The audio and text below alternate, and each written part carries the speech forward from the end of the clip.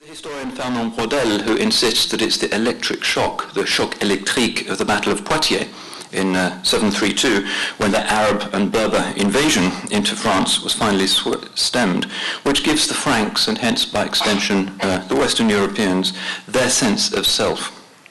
Charlemagne's capital of Aachen seems symbolically to straddle both banks of the Rhine. It's not so far from Strasbourg, after all, making a nonsense of the old Roman borders.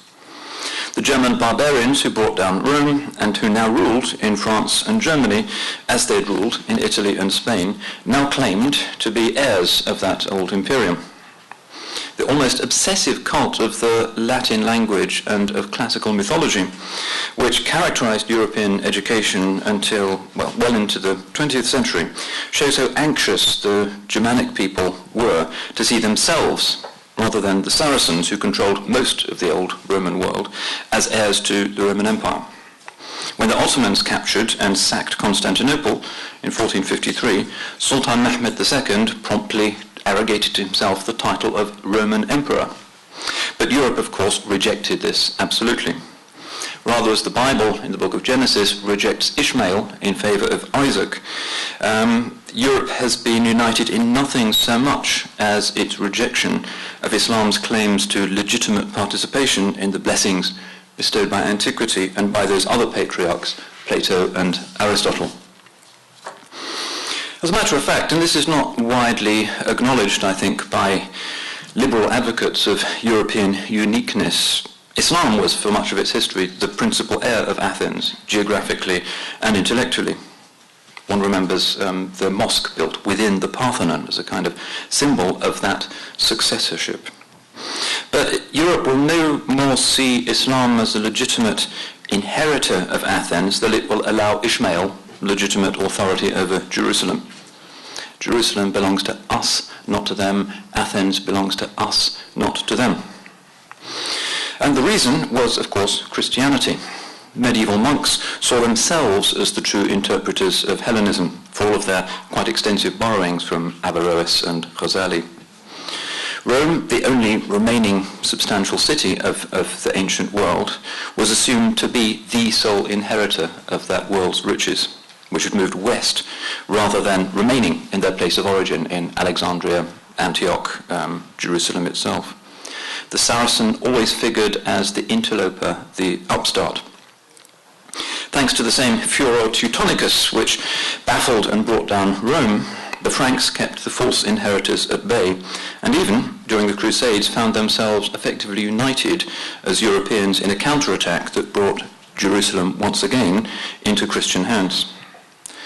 And really from that time until the present, Europe and its children in the ethnically cleansed Americas has been sure of its proper possession not only of ancient Semitic prophecy, but also of the legacy of Athens with which it coexisted in such a complex and ultimately quite unstable manner. There's an older type of Orientalism which will claim that Islam, the major Semitism, sniffed briefly at Greece but then turned away from it. And this is the notion which one quite frequently sees of the theologian Al-Ghazali in the 12th century sounding the death knell of Greek philosophy in the world of Islam. Hellenism, according to the likes of Leo Strauss, could only find room in the European inn. Islam, with its burden of scriptural literalism, its irreducible Semitism, treated it as a resident alien at best. And this applies not only to metaphysics and ethics, but also to political theory. Plato's brief Muslim apotheosis in the figure of Al-Farabi. Strauss, of course, has had many admirers. Paul Wolfowitz, Donald Rumsfeld are amongst them, together with various thinkers on Europe's new Islamophobic right. And as Pope Benedict XVI's famous Regensburg address likewise suggested, there is a concept of the Muslims as interlopers, as improper heirs to the classical legacy of rationality and rights, which he thinks is Europe's preeminently.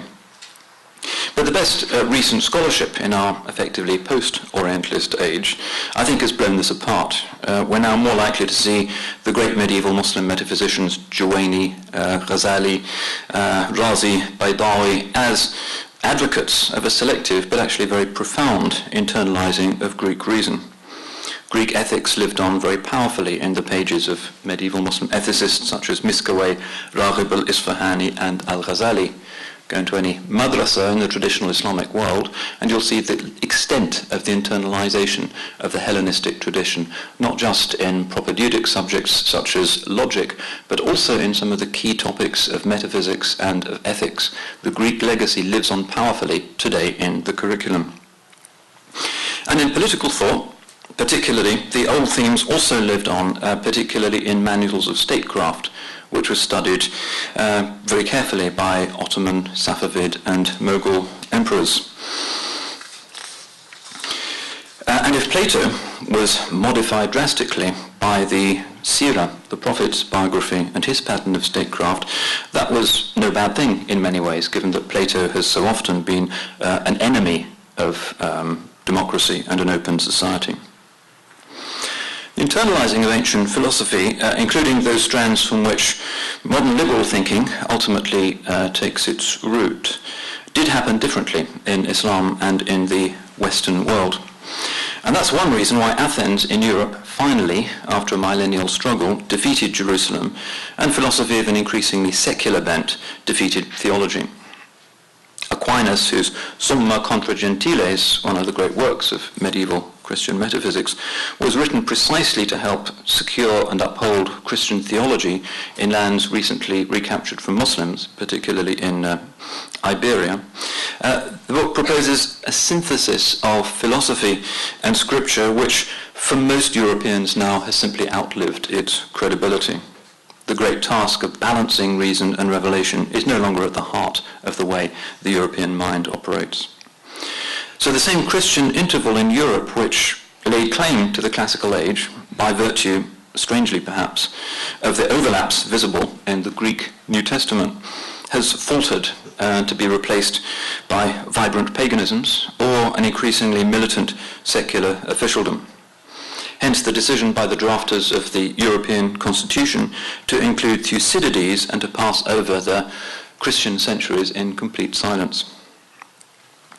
There is a new class of triumphalist atheists, particularly in my country. You think of Richard Dawkins and Anthony Grayling and many others, who now assail faith for its inability to deliver a peaceful and a just society.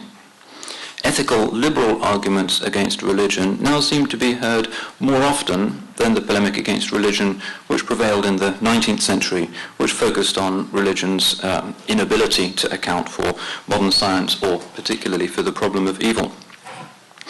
Probably this began in the late 19th century when all reasonable people seemed to oppose Pope Pius IX's syllabus of errors, which anathematized the key Enlightenment notions of religious freedom and the separation of church from state.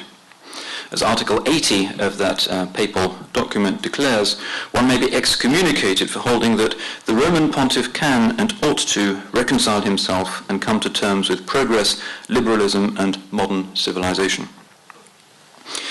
Since the Second Vatican Council of the mid-1960s, such anathemas are really hard to imagine. And even the Vatican has been reinventing itself as an advocate of precisely the liberal opinions, or many of them, that a century ago would have resulted in the withholding of the sacraments and hence a sentence of eternal perdition. Its opposition to the death penalty, for instance, its support for religious freedom are two iconic examples. Liberalism's triumph seems to be so complete that many today can hardly remember the old and fierce Christian opposition to it. Thanks to such capitulations, the Europe that historically made itself a unit precisely by keeping Muslims at bay or by expelling them in Spain, France, Sicily and the Balkans, has now substantially let go of the distinctiveness of the religious vision of society that allowed that to happen. Liberalism, whose complex genealogy stretches back to distant concerns in ancient Athens, and whose biblical tributaries, claimed by some Americans, are perhaps only imaginary, has replaced the older theocratic thinking, which lingers on only in a few fringe right-wing and royalist circles. Secularity is largely the invention of the continent which was the cradle of Christian monarchism. Today, indeed, in a world where there may be secularism abroad, but not secularity, it's almost a European monopoly.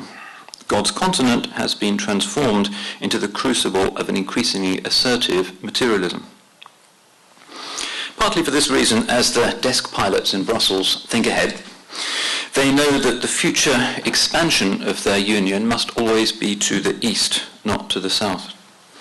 The Drang nach Osten of Euroland may within 30 years bring Europe intelligibly enough to Vladivostok, but Tangiers, only 20 miles across the sea, does seem a far foreign land, despite the fact that in classical times it was part of the same ecumenical civilization. And so we find today, as in the Christian past, Europe's arguments about itself, whether right-wing or libertarian, usually end finally in terms of its relationship with its most significant other, the Saracen, the Turkish realm. Following Europe's breaking of its own bounds, which were imposed by the Islamic conquest, breaking of the bounds in the direction of the Americas and other territories opened up by the great geographical discoveries, the Islamic world was progressively made to submit to European patterns of government and economic interest. And today the elites in the post-colonial Muslim world are substantially Europeans themselves, rather than adherents of local values. Sometimes their fervent dislike of the indigenous makes them more royal than the king. And with such converts, Brussels usually has no significant quarrel, although it regularly puzzles over the deep corruption and often the cruelty of the westernized classes in the former colonies. But dealing with those regimes is no more than a human rights issue. The elites must adhere to the constitutional norms as well as the secular forms of Europe. But as the Eurocrat is nervously aware, those elites can resemble a fragile skin spread over a sea of cultural difference. The Muslim world, possibly the non-Western world, can sometimes look like a geologist's model of the Earth. The planet not far down is alive and boiling, moving a mass of liquid magma, but on the surface there are plates of congealed rock which uneasily coexist. Tensions between, say, Morocco and Algeria tend to be tensions between the cold Europeanized classes, not the often passionately religious populations underneath. For them, the boundaries drawn by past generations of colonial mapmakers simply do not correspond at all to the reality of local linguistic, ethnic, religious difference. Secular elites laying claim to liberal values hold down a mass of extremely illiberal religious sentiment. And the holding down can sometimes be so violent that on occasion traumatized terrorists can emerge to horrify the world and to confirm liberals in their uneasy support for the regimes. And we've seen how the European conscience has struggled over the past just 2 months following the uprisings in Tunisia and in Egypt. Does one go with European elites who seem to be like ourselves and with whom we do business, or does one, on strong democratic grounds, human rights grounds, allow the masses their right to express themselves in the public square? It's been a paradox, really, for all of us. So this tension between the autocratic elite supported by European liberal governments and the still fairly substantially religious masses with their desire to enter the public square has now become so intense that this lava is kind of breaking surface in an increasing number of Muslim states. And the result is often a type of crisis for the liberal conscience. As we saw on January the 14th of this year, on January the 14th, Nicolas Sarkozy offered President Ben Ali of Tunisia French riot police as a gesture of solidarity with his embattled government. The next day, he refused to allow the fleeing president to enter French airspace. We've had to move very quickly to accommodate these new realities, and the vulnerability of our historic policies have been exposed.